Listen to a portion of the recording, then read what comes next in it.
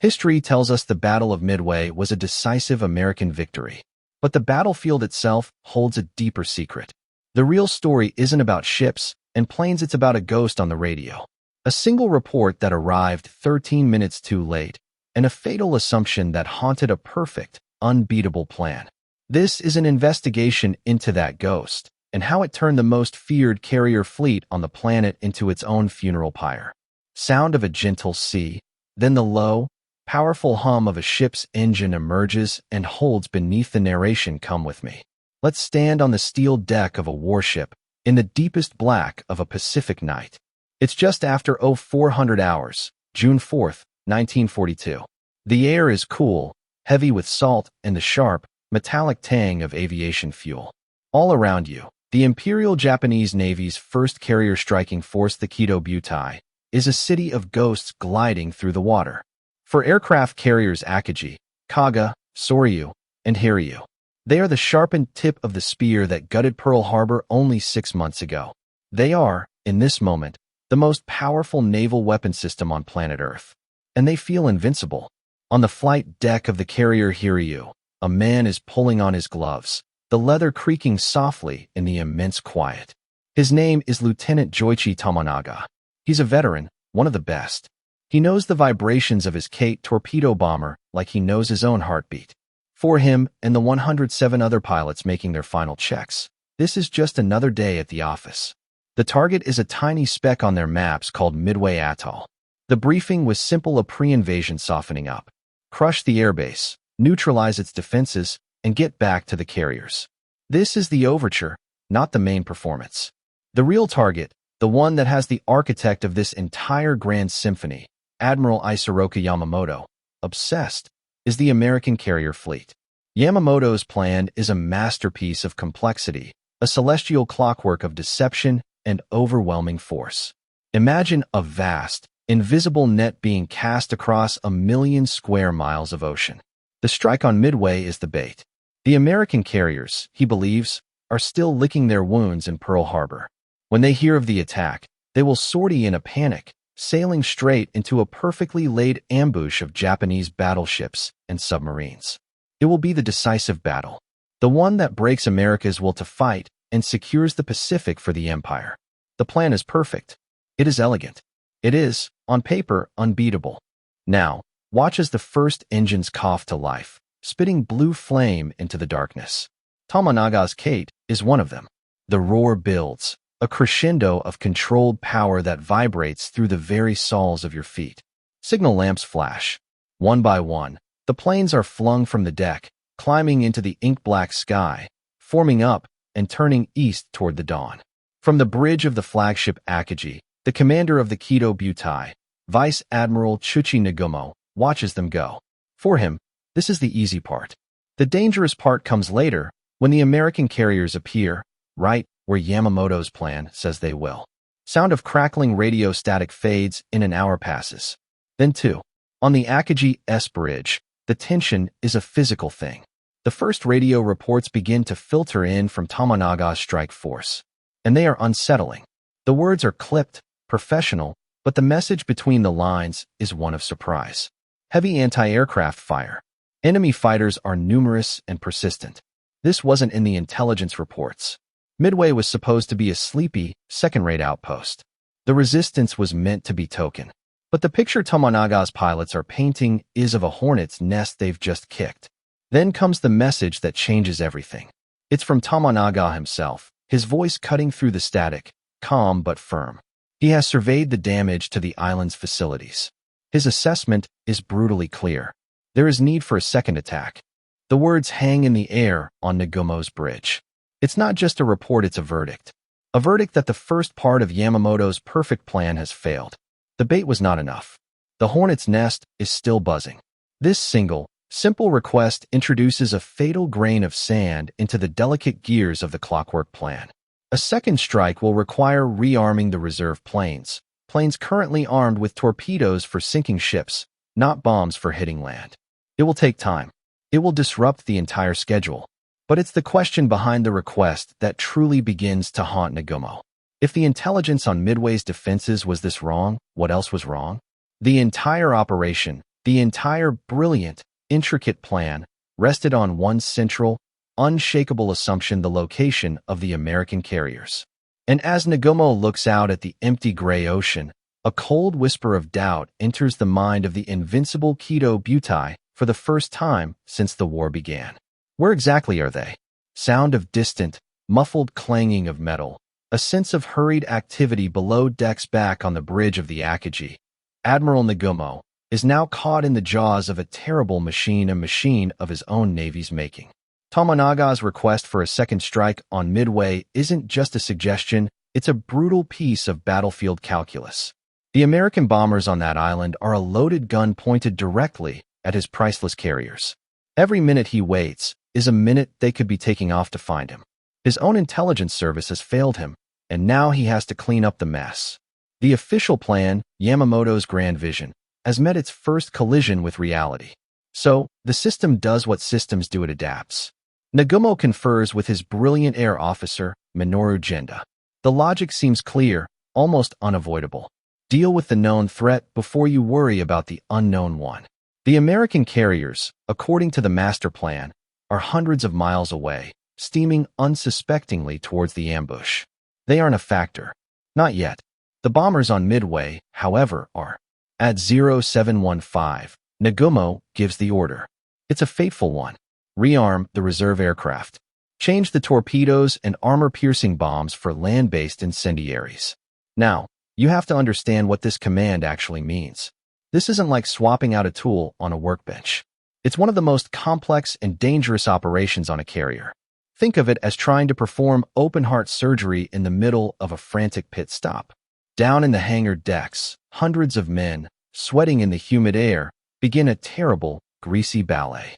They are wrestling with 1,800-pound torpedoes, delicate instruments of destruction, unhooking them from the bellies of the Kate bombers. Carts loaded with 550-pound land bombs are wheeled in. The entire hangar becomes a chaotic maze of ordnance, fuel lines, and exhausted men working at maximum speed. It is, for all intents and purposes, a one-way door. Once you start this process, it consumes at least an hour, probably more, to complete, and even longer to reverse. Nagumo has committed. He has chosen to believe the plan on paper over the unsettling feeling in his gut.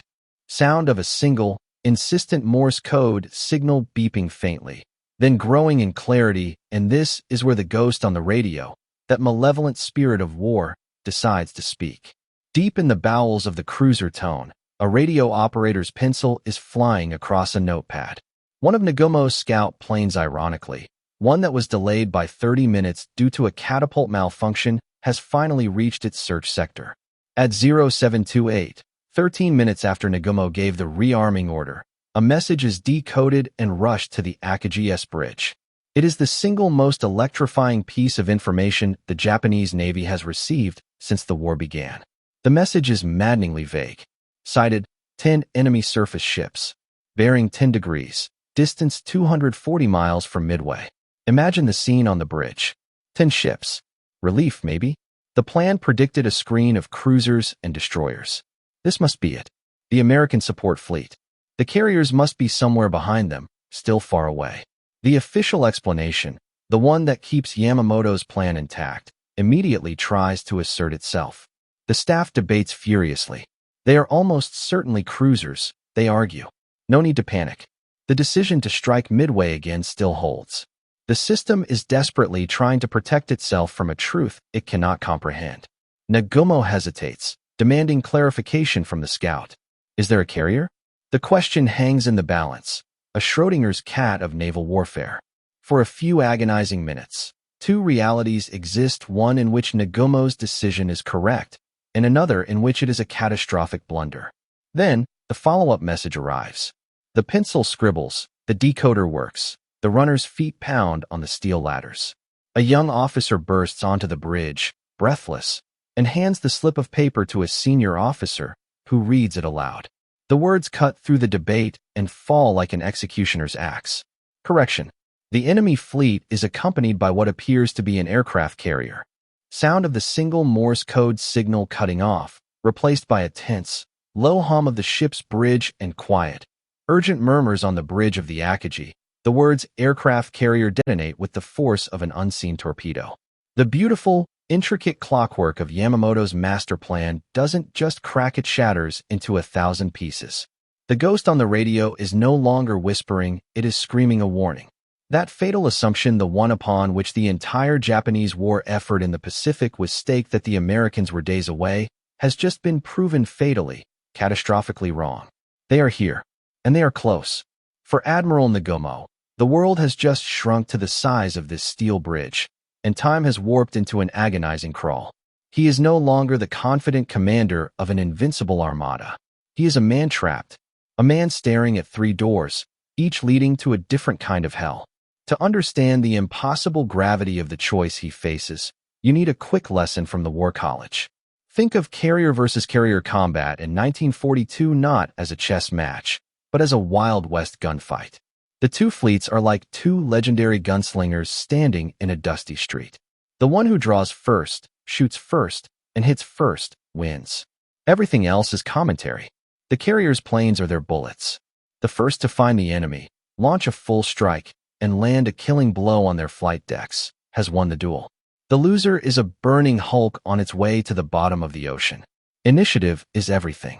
Speed is life. Now, look at Nagumo's situation through that lens. Lieutenant Tomonaga's strike force is returning from Midway.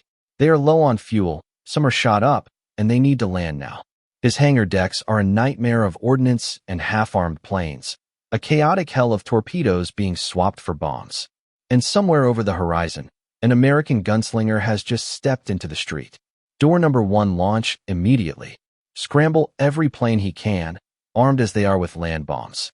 But this is tactical suicide. You don't shoot a charging rhino with a pellet gun. Sending planes with anti-personnel bombs against the armored deck of a carrier like the USS Enterprise is a useless gesture. It would be sacrificing his pilots and planes for, at best, a few scorch marks. Door number 2, continue the rearming process.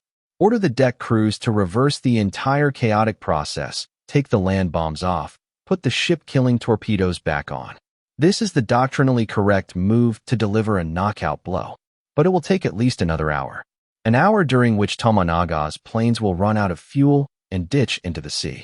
An hour during which the American carrier, which already knows where he is, can launch its own attack. It is a gamble of breathtaking arrogance. Door number 3, the cautious option. Land Tomonaga's returning strike force first. Get his precious veteran pilots and their machines safely below deck. Then bring the reserve strike force up, arm them properly with torpedoes, and launch a perfectly coordinated, full-strength attack. It's the safe, logical, by-the-book choice for a commander trying to preserve his forces. But it is also a complete surrender of the initiative. In our gunfight analogy, it's the equivalent of telling your opponent, "Hold on, I need to reload. Give me 45 minutes, then we can duel." It's an invitation to be killed. The debate on the bridge is frantic. Jinda, the brilliant airman, argues for the aggressive gamble sacrifice Tomonaga's planes, rearm, and strike now. But Nagumo is a battleship man by training. He is cautious. He values his veterans above all else. At 0745, he walks through door number 3. He makes the fateful decision. He will recover his Midway planes first. He will cede the first shot to the Americans. The order is given. The WWII, the most lethal naval weapon on the planet, turns into the wind to begin the slow, ponderous process of landing aircraft. For the next 40 minutes, its flight decks will be fouled, its offensive power reduced to 0. The hunters have officially become the hunted. The decision was made. A fatal clock had begun to tick. And across 200 miles of empty ocean, on the decks of the American carriers Enterprise and Hornet, someone else's clock was about to run out first. Sound of wind whistling, then the throaty roar of a radial engine sputtering and catching Let's Leave Nagumo's bridge, frozen in its moment of fateful decision, and travel 200 miles east into the blue sky above the American fleet. The atmosphere here isn't one of confusion, it's one of desperate, almost feral aggression. Admiral Raymond Spruance, a quiet, calculating man in his first carrier command, has just been handed the intelligence coup of the century by Station Hypo in Hawaii. He knows Nagumo is coming. He knows the target is Midway. And he knows his 3 carriers Enterprise, Hornet, and the patched-up Yorktown are the only things standing between the Japanese Navy and the west coast of the United States. He is outnumbered, outgunned, and his pilots are, on the whole, less experienced than the hardened veterans of the WWII. Spruance knows he can't win a straight-up slugging match. He has to get in a sucker punch. His one, singular advantage is the element of surprise. He must hit the Japanese carriers while they are at their most vulnerable, while their planes are away attacking Midway, or on their decks refueling and rearming. He is a poker player who has been dealt a mediocre hand, but he knows, with absolute certainty, what his opponent is holding. So he shoves all his chips into the middle of the table. Around 0700, nearly 30 minutes before Nagumo even learns an American carrier is near, Spruance gives the order launch everything. It is a decision of incredible audacity. He is launching his strike at extreme range, a calculated risk that some of his planes may not have the fuel to make it back. But in the brutal arithmetic of this duel, pilots and planes are expendable. Carriers are not. Sound of multiple engines roaring, shouts, and frantic activity on a flight deck, and so, the great hunt begins. The first wave consists of trailblazers, men flying fragile, underpowered aircraft, the Douglas TBD Devastator torpedo bomber. These planes are the tragic heroes of this story. They are slow, obsolete, poorly armored, and their torpedoes are notoriously unreliable. Sending them against the guns of the WWII and its screen of Zero fighters is like sending cavalry against machine guns. But they are what America has. From the decks of the Hornet, Torpedo Squadron 8 takes off, led by a quiet, determined man named Lieutenant Commander John C. Waldron. He is the first investigator on the scene. But flying miles behind them, climbing to the cold, thin air of high altitude, is a different kind of hunter. His name is Lieutenant Commander Wade McCluskey. He leads the dauntless dive bombers of the Enterprise, and his job is not just to attack, but to decipher. He is the lead detective, and he will have to make sense of the bloody clues the torpedo planes are about to leave for him on the vast, blue map of the Pacific. Before the mission, Waldron had told his men, "If there is only one man left to make a final run, I want that man to go in and get a hit." He is a man who has already accepted his own death. As his squadron forms up, a terrible mistake happens. The dive bombers and fighters that are supposed to provide cover get lost in the clouds, heading off in the wrong direction. Waldron is now alone. He flies on, guided by a mix of navigation, instinct, and what can only be described as a hunter's intuition. The official report says he broke formation and followed a hunch. Imagine you're in his cockpit. Below you is nothing but an endless, featureless expanse of blue. Your orders give you a specific set of coordinates, a single point on a vast map where the enemy is supposed to be. But your gut, the part of your brain that has spent years reading the wind and the waves, tells you something is wrong. The Japanese aren't there. They've moved. Waldron makes a choice. He ignores his orders. He turns his squadron north, directly away from the brief target. He is betting his life, and the lives of his 14 crews, on a gut feeling. It is a moment of pure, unsanctioned investigation, a direct challenge to the plan on paper. For nearly an hour, they see nothing. Fuel gauges dip lower and lower. In the cockpits of the other planes, young men begin to wonder if their commander has lost his mind, if he is leading them to a pointless death in the empty ocean. Then, at 0918, a lookout screams into his microphone. Smoke. Faint smudges on the horizon. It's the Japanese fleet. Waldron, through sheer force of will, has found them.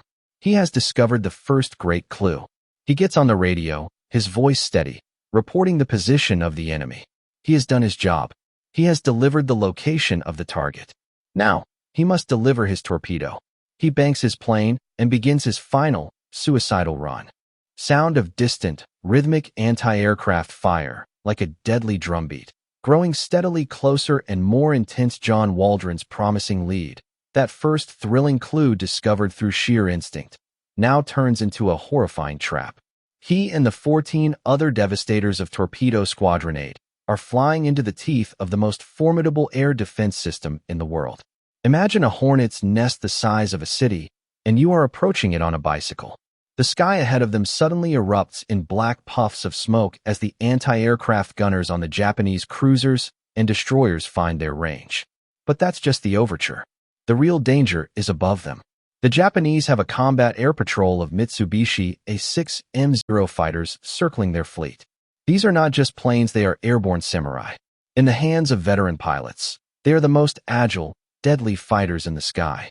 When they spot Waldron's squadron, lumbering in at barely 100 knots, it's not a dogfight, it's a slaughter.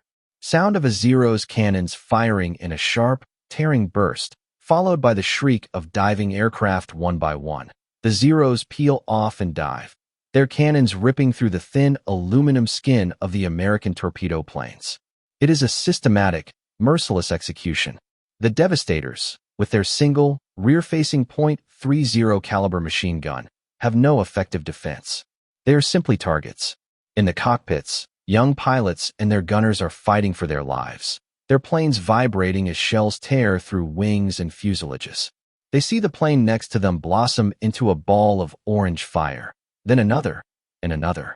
Yet, they don't break. They don't turn back. John Waldron holds his course, boring straight in toward the carrier Soryu. He is following his own final order. He is the man making the final run. But he never gets there. His plane is shredded by cannon fire and cartwheels into the ocean, consumed by a plume of white spray. His men follow him, one after another, into the sea. Of the 15 planes in Torpedo Squadron 8, not a single one survives to drop its torpedo. 30 men took off from the Hornet that morning. 29 of them die in the space of 10 minutes. Only one, a young ensign named George Gay, survives, wounded and clinging to a seat cushion in the water, a lone spectator to the unfolding drama. 15 minutes later, the scene repeats itself. Torpedo Squadron 6 from the USS Enterprise arrives. 14 Devastators. They too attack, without fighter cover. The Zeros, fresh from their first massacre, pounce again. 10 of the 14 American planes are shot down before they can launch their weapons. The 4 that do manage to drop their torpedoes see them miss or fail to detonate.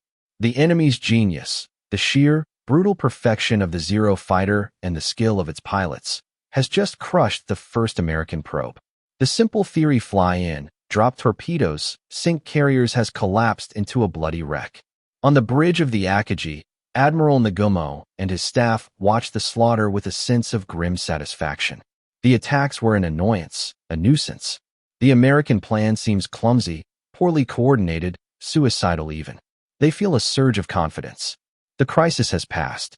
Tomonaga's planes are now safely aboard. The deck crews are working frantically to spot the torpedo-armed strike force for their own devastating counterattack. In 20 minutes, maybe less, they will be ready to launch. They are moments away from winning the duel. The investigation, from the American perspective, has hit a dead end painted in the blood of nearly 50 airmen. All that sacrifice seems to have achieved nothing. The promising clue has led only to a tactical disaster, leaving the Japanese fleet completely unscathed. But what Nagumo and his staff fail to realize is that the sacrifice of those torpedo bombers was not the investigation itself. It was the crucial distraction. They have been so focused on the low-flying, slow-moving targets that they have committed the one cardinal sin of air defense. They forgot to look up. Sound of the intense, low-altitude anti-aircraft fire and Zero engines begins to fade slightly, becoming a background element. A new sound emerges, the high-pitched, lonely whistle of wind at high altitude. Just when all seems lost, when the American investigation has been shattered against the wall of Japanese air superiority, the breakthrough comes. And it comes not from a new technology or a brilliant piece of top-secret intelligence, but from the simple, dogged persistence of one man who was, until this very moment, completely and utterly lost. Let's rewind 30 minutes. High above the slaughter of the torpedo planes, 2 squadrons of American SBD Dauntless dive bombers are circling in desperate confusion. They are from the Enterprise, led by our lead investigator, Lieutenant Commander Wade McCluskey. Like Waldron, they had flown to the coordinates where the Japanese fleet was supposed to be, only to find an empty ocean. Fuel is becoming a critical concern. Naval aviation doctrine is crystal clear on this point. When you reach your search limit and find nothing, you turn back. You save your planes and your pilots to fight another day. It's the logical, professional thing to do. But McCluskey is not a man governed solely by logic. He's a former fighter pilot, stubborn and aggressive. He's up here, burning precious fuel, knowing that somewhere below him, His comrades in the torpedo squadrons are probably fighting and dying. Turning back feels like a betrayal. So he makes a decision that will alter the course of the Second World War. He decides to continue his investigation. He knows the Japanese carriers were heading towards Midway. If they aren't where they were predicted to be, they must have altered course. But which way? North? South? He has a 50-50 chance of guessing wrong and leading his entire squadron to a watery grave when their fuel runs out. Sound of a single dauntless engine, steady and determined. Then he sees it. A tiny, insignificant detail against the vast blue canvas of the Pacific. A lone Japanese destroyer, the Arisher, traveling at high speed, kicking up a brilliant white wake. The ship is a puzzle. Why is it alone? Why is it in such a hurry? McCluskey has no way of knowing that the Arisher had been chasing off an American submarine, the Nautilus, and was now racing to rejoin the main fleet. He doesn't know the reason. All he knows is that this ship is heading northwest. It's a breadcrumb. It's the breakthrough from an unlikely source, a single clue in a million square miles of ocean. McCluskey makes another command decision, a gamble of historic proportions. He changes the course of his entire air group to follow that solitary wake. For 20 agonizing minutes, they fly on, fuel gauges sinking into the red. His pilots are silent, trusting their leader, but surely wondering if he is leading them on a fatal fool's errand. And then, at 10:20 a.m., they see them. Spread out below like jewels on blue velvet are three of the four Japanese carriers Akagi, Kaga, and Soryu. And McCluskey realizes, in a flash of terrible, beautiful clarity, what the sacrifice of the torpedo bombers has bought them. Every single Japanese Zero is down at sea level, swarming the last of the devastators like sharks in a feeding frenzy. The sky above the Japanese fleet, its high-altitude ceiling, is completely, utterly empty. At the exact same moment, by a stroke of fate so improbable it feels like fiction, another squadron of dive bombers from the USS Yorktown, led by Lieutenant Commander Maxwell Leslie, arrives from the northeast. They too were lost. They too had followed their instincts. Now, two full squadrons of American dive bombers are staring down at the WWII from 19,000 feet, completely undetected. Down below, the flight decks of the Japanese carriers are at their point of maximum vulnerability. They are packed wingtip to wingtip with fully fueled and armed aircraft, their crews making the final preparations for the counterstrike. The hangar decks are still littered with ordnance from the chaotic rearming orders. The carriers are, in effect, floating powder kegs. McCluskey keys his microphone. His voice is calm, professional, almost detached. Attack. Attack immediately. The new, terrifying path forward has been revealed. Sound the high-altitude whistle of wind is abruptly shattered by the terrifying, banshee scream of multiple dive bombers pushing over into a 70-degree dive. The sound grows in intensity throughout the scene. For the men on the bridge of the flagship Akagi, the world has been, for the last 20 minutes, a place of supreme confidence. The irritating American torpedo attacks have been brushed aside. The last of Tomonaga's battered planes are below deck. Their own counterstrike force, the pride of the Imperial Navy, is spotted and ready. Engines are turning. The lookouts are scanning the horizon, searching for the low-flying torpedo planes they now expect. Admiral Nagumo is just moments away from giving the order to launch the order that will win the Battle of Midway and, perhaps, the entire war. He has weathered the storm.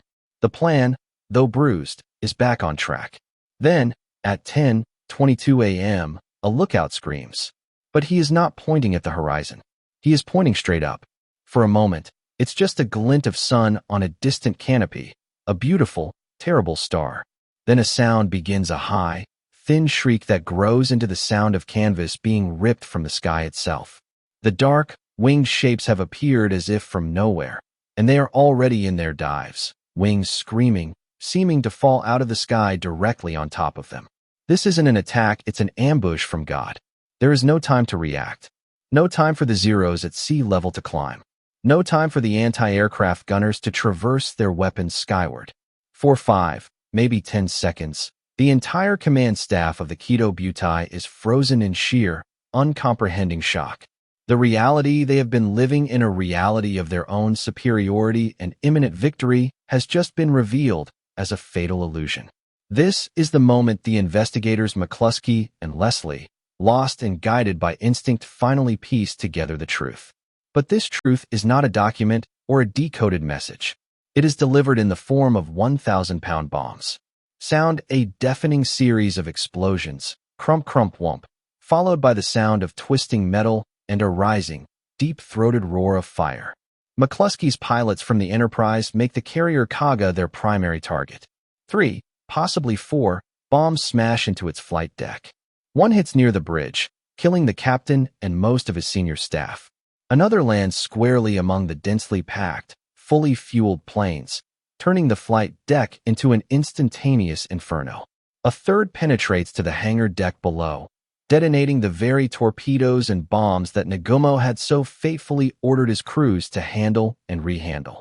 The Kaga is ripped apart by a chain reaction of internal explosions, a volcanic eruption of fuel, ordnance, and shrapnel. Simultaneously, Leslie's squadron from the Yorktown falls upon the Soryu. The result is the same. 3 direct hits. The deck is split open. Planes are tossed into the air like toys. The ship is engulfed in flames so intense they melt steel. Then comes the most symbolic blow of all. 3 bombs from McCluskey's group scream down towards the flagship Akagi. The first 2 are near misses, close enough to spray the bridge with water. For a heartbeat, it looks like she might survive. But the third, dropped by a pilot named Lieutenant Richard Best, is perfect. It smashes through the deck right at the edge of the massive central elevator and explodes in the upper hangar, directly in the midst of the torpedo-laden Kate bombers being prepared for launch. The uncomfortable truth, the one that no one in the Japanese high command wanted to believe, has finally arrived. Their entire doctrine was flawed. Their meticulous planning was based on faulty intelligence. Their caution was a fatal mistake. And the proof is now burning before their eyes. The very weapons they were about to use to annihilate the American fleet have become the instruments of their own destruction. The bombs, the torpedoes, the aviation fuel, all of it is now feeding a series of unstoppable, ship-gutting fires. In less than 6 minutes, the heart of the Imperial Japanese Navy, the 3 veteran carriers that had terrorized the Pacific from Pearl Harbor to the Indian Ocean, has been transformed from the world's most potent naval weapon into a floating junkyard of burning, exploding wreckage. The investigators have presented their findings, and the verdict is death. Sound the roar of the fires recedes, replaced by the grim, echoing clang of a hammer on steel and the hiss of water on hot metal. Distant, muffled shouts. The universe of Admiral Isoroku Yamamoto, Commander-in-Chief of the Combined Fleet, is the bridge of the super battleship Yamato, the largest, most powerful warship ever built. He is hundreds of miles behind Nagumo's carriers, the silent, patient spider at the center of a vast, invisible web. His ship, with its colossal 18-inch guns, is the hammer of the fleet, waiting for Nagumo's carrier planes to locate the enemy so he can steam forward and deliver the final, crushing blow. He is a man supremely confident in his own intellectual creation. The Midway operation is his magnum opus, the culmination of a lifetime of strategic thought. He has accounted for every variable, or so he believes. The first reports that reach him are fragmented, chaotic, and laced with disbelief. 0728 enemy force sighted. Good. The plan is working. 1024 Akagi, Kaga, Soryu hit by bombs, on fire. This is impossible. It must be an exaggeration. A single lucky hit, perhaps? The system, the very structure of the Imperial Navy's command, immediately pushes back against this heretical new reality. Yamamoto's staff, men who have staked their careers on his genius, refuse to accept the magnitude of the disaster. They rationalize. They downplay. They search for any explanation that keeps the original plan alive. For hours, a surreal quiet falls over the Yamato-S bridge. They are living in a state of suspended disbelief. They send frantic signals to Nagumo, demanding clarification, demanding a situation report that makes sense within their worldview. But Nagumo is no longer on the Akagi. His flagship is a burning wreck, its communication masts melted into slag. He has been forced to transfer his flag, first to a destroyer, then to a cruiser, a refugee commander hopping between ships as his invincible carrier force dies around him. The reports he sends are sporadic and grim. They are the truth, but it is a truth so catastrophic that the system itself cannot process it. Now, imagine you are a junior officer on Yamamoto's staff. You are plotting the reports on the grand strategy map. The beautiful, clean lines you drew that morning, representing the unstoppable advance of the WWII, now have to be erased. In their place, you must draw ugly, black crosses. Kaga, burning uncontrollably. Soryu, burning uncontrollably. Akagi, burning uncontrollably. The report from your own investigators Nagumo's shattered command is laid bare on the table. It is a finding of catastrophic failure. And what is the official response from High Command? It is an order born of pure, desperate denial. Yamamoto signals the remaining forces, including the still untouched carrier Hiryu, with a command that is both grandiose and heartbreakingly futile. All forces will proceed to attack and destroy the enemy. He is ordering a ghost fleet into battle. He is pushing the pieces around the board, refusing to acknowledge that his queen and both his rooks have just been swept from the table. The system is pushing back not with logic, but with raw, institutional pride. To admit the truth that the American dive bombers have gutted his fleet in 6 minutes is to admit that his entire plan, his masterpiece, was built on a foundation of sand. A direct order is given. The investigation is, in effect, silenced. The uncomfortable truth is to be ignored. The plan must continue, even if reality itself is screaming that the plan is dead. It is a moment of profound, strategic delusion. Yamamoto, the brilliant architect, has become the last person to realize his own house is burning down around him. He orders the Yamato and its battle group to increase speed, to race toward a battle that has already been lost, a desperate attempt to impose his will upon a reality that will no longer bend. Sound the low, steady hum of a single carrier's engines. A sense of lonely defiance. This is the absolute bottom. Not just for Nagumo, but for the one man who still has a chance to salvage something from the wreckage. Rear Admiral Taman Yamaguchi. He is the commander of the 2nd Carrier Division, and his flagship, the Hiryu, is the last virgin of the WWII. While her sisters burned, a quirk of positioning, a lucky rain squall, had kept her hidden. Yamaguchi is everything Nagumo is not. He is young, aggressive, a brilliant aviator himself, beloved by his men. He is the spiritual heir to Yamamoto's own daring, and he is watching his world end. From the bridge of the Hiryu, Yamaguchi has a front-row seat to the apocalypse. He sees the towering columns of black smoke that mark the graves of Kaga and Soryu. He sees the Akagi, Nagumo's proud flagship, dead in the water, flames licking up her island superstructure. The truth that Yamamoto's staff refuses to accept is, for Yamaguchi, an undeniable, gut-wrenching reality. He is the last gunslinger left standing. The system, embodied by Nagumo's shell-shocked command, is now paralyzed. But Yamaguchi is not. He is the ignored protagonist, the man who sees the truth and is now forced to act alone. He doesn't wait for orders from his routed superior. He doesn't wait for the grand, feudal directives from Yamamoto's distant battle fleet. He acts. He knows the duel is not over. There is an American carrier out there, the one whose planes have just disemboweled his fleet. He must find it. He must avenge his comrades. Sound the roar of aircraft engines taking off, one after another, urgent and angry. At 10:58 a.m., less than 40 minutes after the American attack, Yamaguchi launches his own strike. 18 dive bombers and 6 Zero fighters, led by the indomitable Lieutenant Michio Kobayashi. It's a desperate, improvised counterpunch. They fly towards the last known position of the Americans, a swarm of angry hornets emerging from a burning nest. They are flying on pure, distilled vengeance. They find her, the USS Yorktown, the very carrier whose planes, led by Maxwell Leslie, had immolated the Soryu.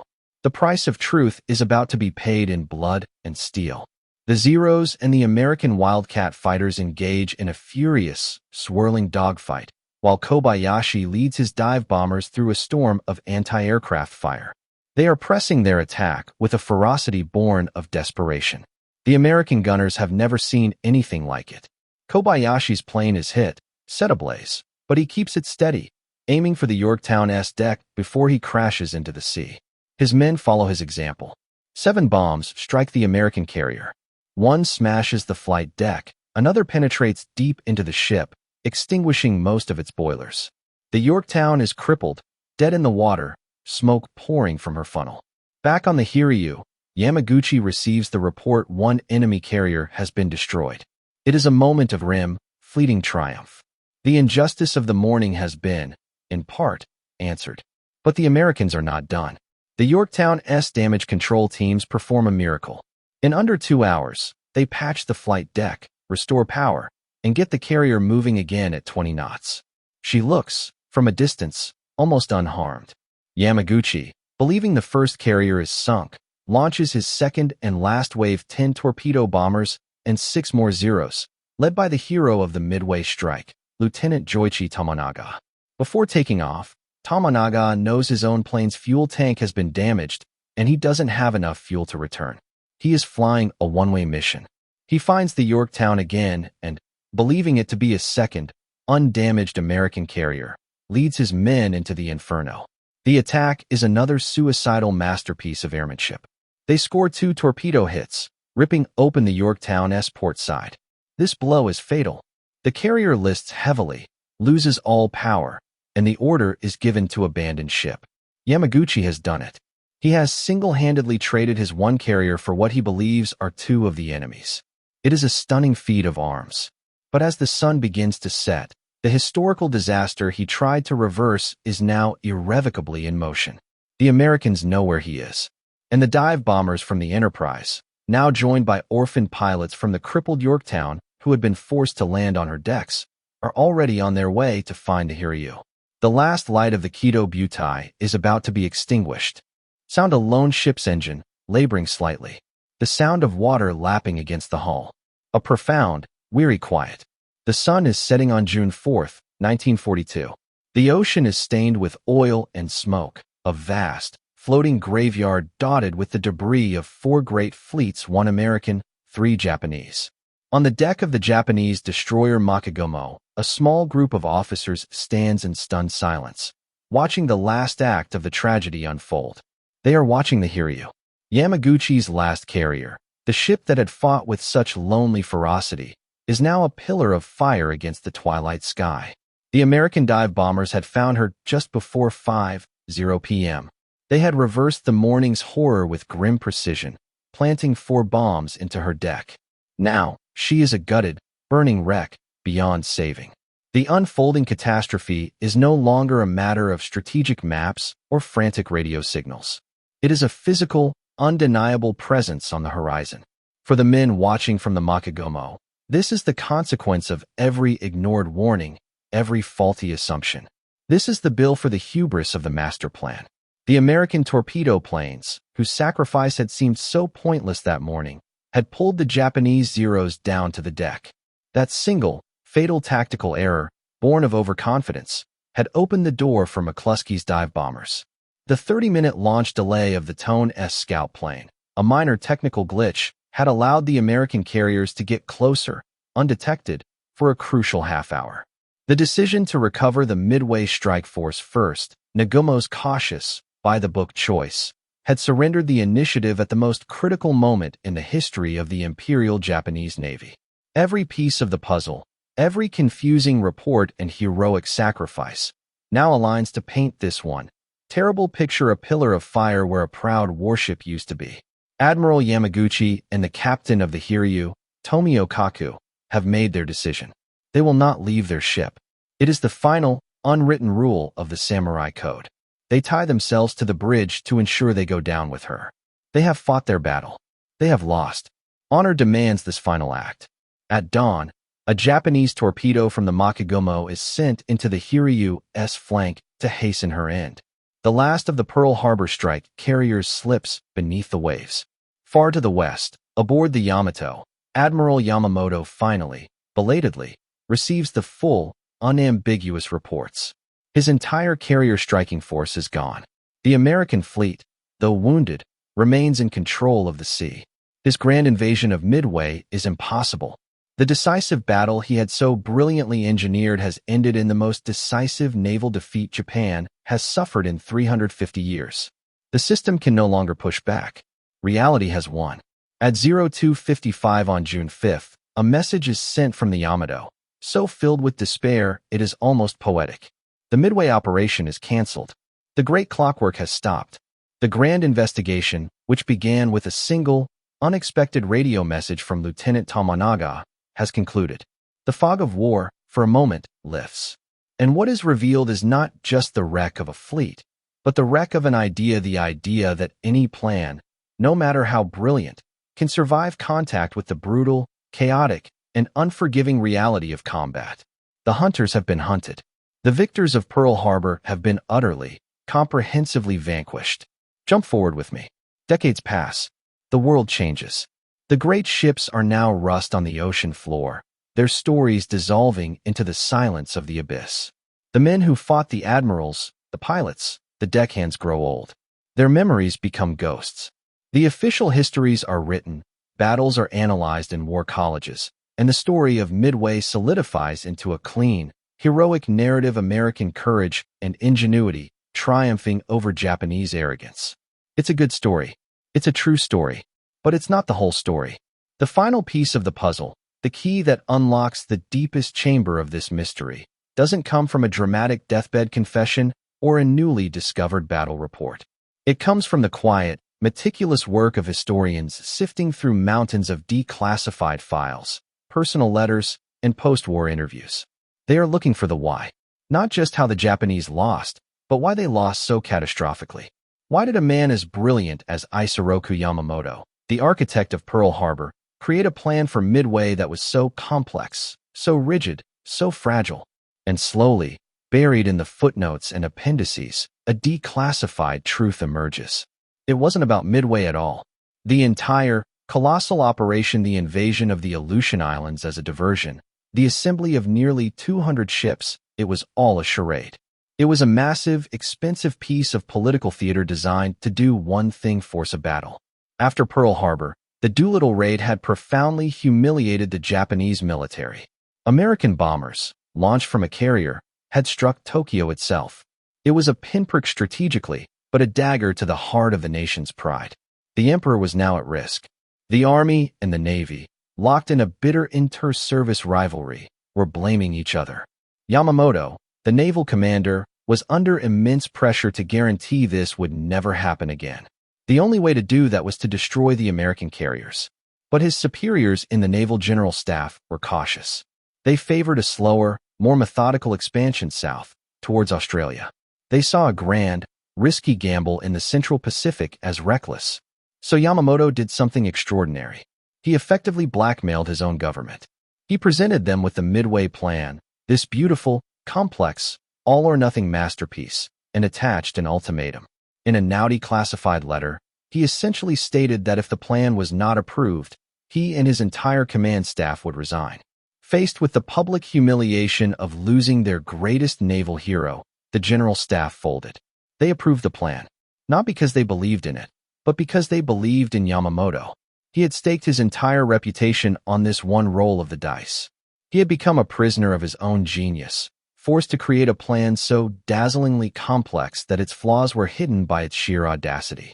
He had created a plan designed to win an argument in Tokyo, not a battle in the Pacific. That was the fatal assumption, the ghost on the radio that haunted the operation from its very inception. He had confused the plan on paper with the reality of war. The vindication for the American investigators, for McCluskey and Waldron and every pilot who flew that day, wasn't just that they won, it was that they had exposed a fundamental, strategic lie at the heart of the entire Japanese war effort.